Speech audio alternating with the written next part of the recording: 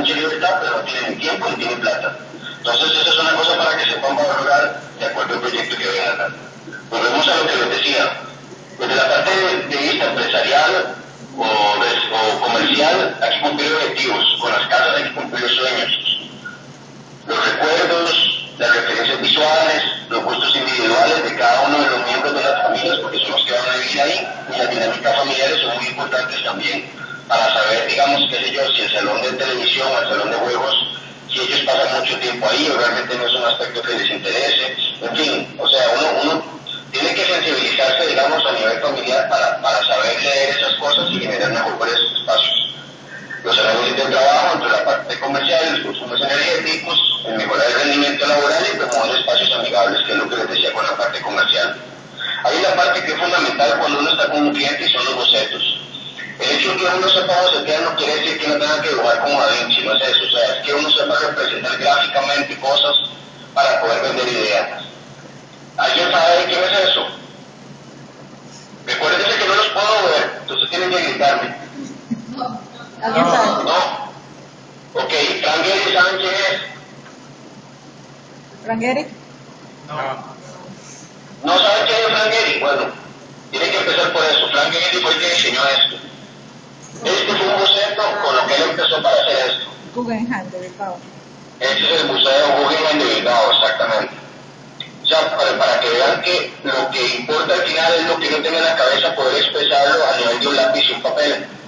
Esto otro, por ejemplo, esto se convirtió en esto, que lo hizo Norman Foster, que está en el Reichstag de Berlín.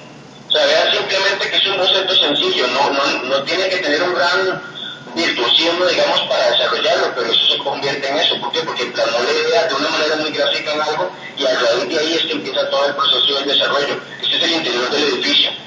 O sea, vean simplemente de esto cómo llegan a esto. Entonces, yo creo que es importante que ustedes como diseñadores y arquitectos, por ustedes mismos, o sea, ni siquiera por una cuestión de la universidad o algo, empiecen a experimentar y bocetean ideas y tengan, aunque las van guardando también, eso es importante. Esto, por ejemplo, es de Philip Stark, ¿sabes? Si saben quién es Philip Stark, ¿verdad?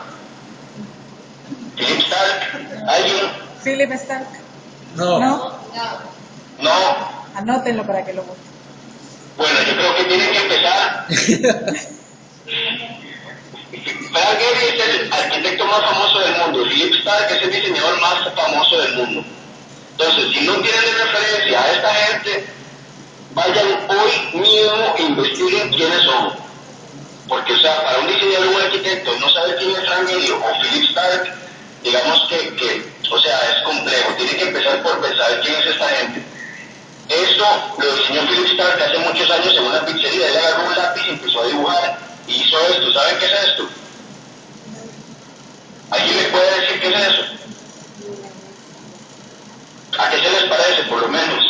El exprimidor de naranjas. El exprimidor de naranjas. Él es el exprimidor de naranjas, exactamente. Pero vean en una servilleta cómo él empieza a plasmar simplemente los bocetos y las ideas y les lleva a esto, ¿verdad?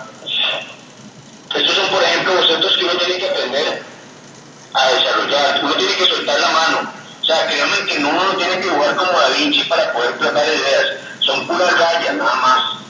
Rayas y expresión gráfica. Bocetos, o sea, apuntar las ideas. Si uno hay con el cliente, o sea, cuando uno está con el cliente uno no le da tiempo de diseñar en computadora. O sea, eso es mentira. Y tampoco uno tiene que empezar diseñando computadora. Eso es un error garrafal. Uno tiene que empezar dibujando por el lápiz y el papel y después de pasar por ese proceso uno lo lleva a la parte virtual, digamos, a la computadora. Esto otro, por ejemplo, vean la expresión de la expresión de este dibujo, o sea, es una acuarela prácticamente, pero tiene un poder, o sea, tiene una transmisión, digamos, de volúmenes y de cosas que ya solamente eso está transmitiendo más posiblemente que si yo les hablara una hora entera de lo que quiero transmitir a nivel visual. Esto otro, por ejemplo, son puras rayas nada más, pero nos ayudan a entender el espacio, nos ayudan a entender las ideas que nosotros son las que tenemos en las cabezas. Esto otro, por ejemplo, también, que son dibujos o bocetos nada más de los volúmenes, de cómo es que hay que empezar a hacer las cosas, porque son como las ideas primarias, son como los mapas de los que después nos va a llevar a desarrollar los proyectos. Eso es fundamental. Cuando uno hace todas estas cosas, ir apuntando, ir poniendo, con inclusive hasta las preguntas que uno vaya sintiendo. Ahora, para hacer todas estas cosas, solamente hay que tener el conocimiento de una cosa que es fundamental, y aprendas en eso, o sea, tienen que desarrollarlo, que es la perspectiva. Tienen que tener un conocimiento de la perspectiva, de cómo funciona inclusive la luz en las perspectivas, de simplemente cómo funcionan las rayas y los espacios dentro de las perspectivas, porque eso les va a permitir desarrollar todos esos espacios a nivel visual dentro, aunque sea dentro de una factura, una servilleta que tengan a la mano. Después, bueno, con los clientes, volviendo a un tema con los clientes, hay unos que inspiran y hay otros que lo que generan es un dolor en él, ya saben. Eso siempre va a pasar. Entonces, ustedes al final traten de trabajar con los clientes que inspiran. Nosotros siempre al final de cuentas los van a encontrar, desgraciadamente, pero siempre traten de identificar con esos clientes que uno lo inspiran a generar cosas buenas, a no generar, o sea, que, como les dijera, claro, eso solo se los va a dar el tiempo y la experiencia, y por eso ustedes los van a ir identificando. De fijo se van a topar con los dos, y por lo general siempre, desgraciadamente, no se topa los que generan más dolor en él, pero no importa, o sea, traten, digamos, de trabajar siempre con la gente, aunque sea la primera entrada, que los inspire a generar un buen trabajo. Otra cosa fundamental es la presentación, las tarjetas de presentación. Esta es una tarjeta de presentación, por ejemplo. Si usted, digamos, uno la levanta y es una casita, es un antiguo arquitecto. Eso es lo que se llama diseño emocional. Entonces, cuando usted le presenta a un cliente una tarjeta, digamos, en este sentido, el cliente ya empieza a tener una empatía porque ve que usted le está dando algo novedoso, que le está dando algo innovador, algo nuevo. Esta, por ejemplo, la tarjeta de Zaha Hadid. Yo me imagino que no saben quién es Zaha Hadid, ¿verdad? Sí. ¿Sí saben? Ahí, Sí. súper. Ok. Ya estaba preocupándome. Yo dije, ¿será que estoy dando una clase de contaduría o algo? ¿Verdad? O sea, traten de ser innovadores en eso, en las tarjetas, díganme, eso es un buen gancho. Tips finales. O sea, es que como nos atrasamos era como un poco más amplio, entonces tuve que condensarla. Tengan presente que el diseñador es un lector de la sociedad. O sea, uno tiene que aprender a leer a la sociedad para poder diseñar mejor. Si uno no aprende a hacer eso, nunca va a poder ser buen diseñador, créanme. O sea, se los digo por experiencia. Entonces, tips que son importantes, bueno, las tarjetas de presentación que están en una fiesta, que están en un lugar, que están en, no sé, en muchos lugares. Conocen a alguien, está así, mi nombre es tal, esta es mi tarjeta, aquí está. Si esa tarjeta le llama la atención, créanme que esa tarjeta la van a guardar.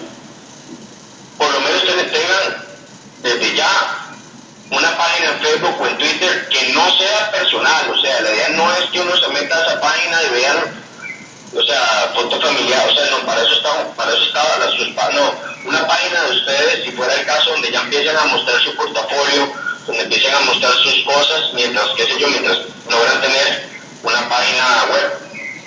Leer y ver de todo, eso es básico. O sea, no solamente tienen que leer y saber de diseño, tienen que ver películas, tienen que leer los periódicos, o sea, tienen que estar en contacto con todo lo que pasa en la sociedad. Si ustedes no aprenden a hacer eso, se lo vuelvo a repetir, nunca van a ser buenos diseñadores. Y estar actualizándose, eso es fundamental también. Aquí sí voy, digamos, por ejemplo, a estar con lo último de arquitectura, con lo último de diseño industrial, con lo último de diseño gráfico. No se centren solo en diseño industrial o en interiorismo, eso es una estupidez. O sea, tienen que ver la creatividad y el diseño como un todo. Y estarse influenciando de otras ramas, como el cine, la fotografía, la moda. O sea, todas esas influencias son vitales para uno poder desarrollar mejores trabajos. Y algo muy importante, no se esperen a salir de la U para hacer algo. Empiecen desde ya, desde hoy a pensar qué cosas puedo hacer yo desde ya para poder empezarme a notar, digamos, dentro del campo laboral de la arquitectura o el interiorismo. No esperen a salir de la universidad, porque cuando uno sale de la universidad,